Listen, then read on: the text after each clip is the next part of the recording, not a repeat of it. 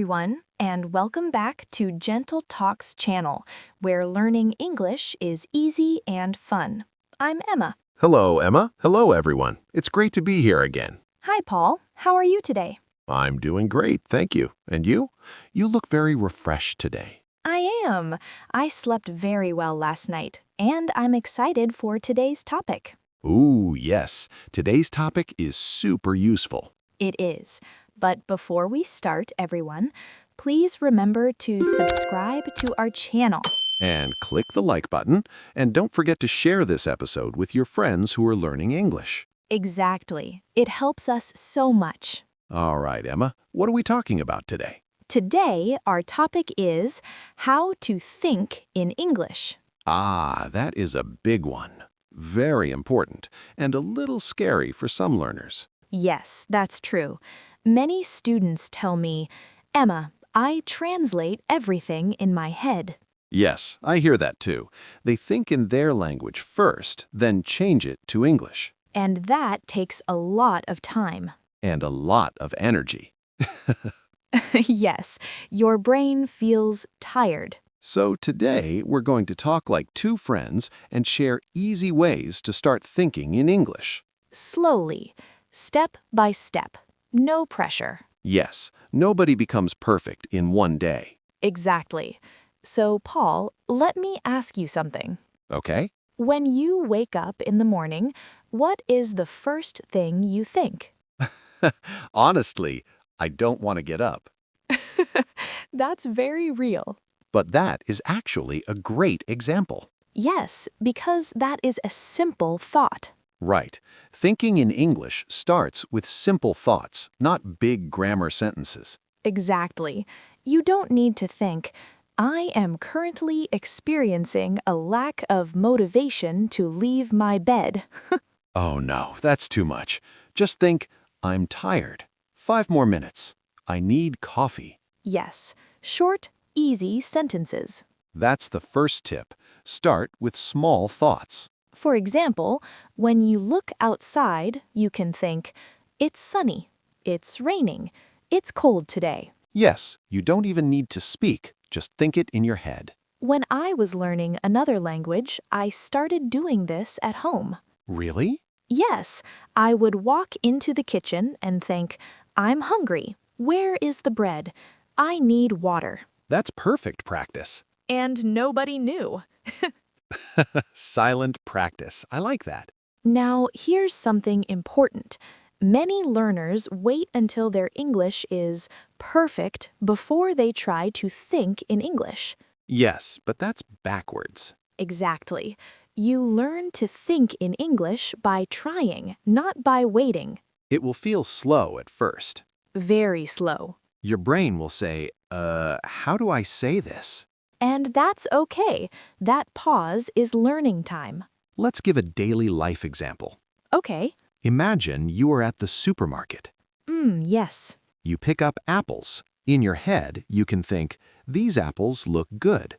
They are expensive. I want red ones. Perfect. That's real-life English. And it doesn't need to be perfect grammar. Yes, communication first, perfection later. Now, Emma, did you ever talk to yourself when learning? Oh yes, all the time. Me too. I would walk and say quietly, I'm going to the bus stop. I'm waiting for the bus. The bus is late. That's such a good method. You are turning your life into English practice. Exactly. Your life is your classroom. Ooh, that's nice. Your life is your classroom. Now, let's talk about a big problem, translating. Yes, translation is slow. Very slow. If you hear dog and you think of the word in your language first, that's translation. But if you hear dog and you see a picture of a dog in your mind, That's thinking in English. yes, you connect the English word directly to the image. So here's a tip. Try to connect English words to pictures, not to words in your language. For example, the word chair. Don't think of the word in your language. Just see a chair in your mind. A simple wooden chair, maybe the one in your kitchen. That helps your brain stay in English. Now, let's talk about feelings. Okay?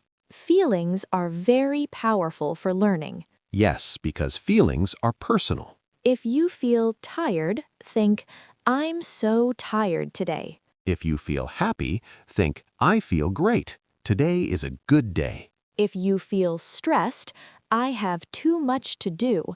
I need a break. These are real thoughts you already have every day. You're not adding new thoughts, you're just changing the language. That's an important idea. Yes, you already know how to think. You just practice thinking in English instead. Now, let's talk about another trick.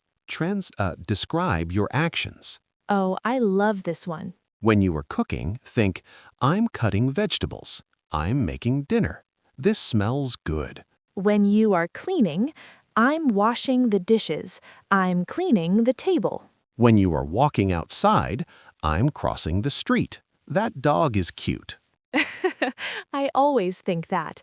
That dog is cute. Dogs are great for English practice. Yes, they are very helpful teachers. Now, Emma, what about beginners who know only a few words? Good question.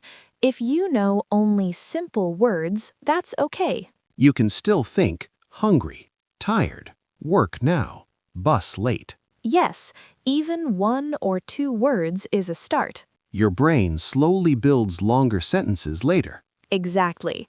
A baby doesn't start with long sentences. Right. First, milk. Then, want milk. Then, I want milk. Language grows step by step. Now, let's talk about something funny. Okay? Have you ever thought in the wrong language by accident?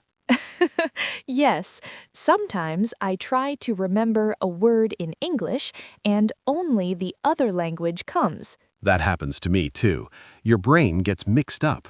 But that's actually a good sign. Yes, it means your brain is using both languages. Your brain is working hard. So don't get frustrated. Smile and try again. Now, here's another trick. Use English when you plan. Oh, that's a great one. For example, at night you think, tomorrow I need to go to the bank. I have a meeting at 10. I need to call my friend.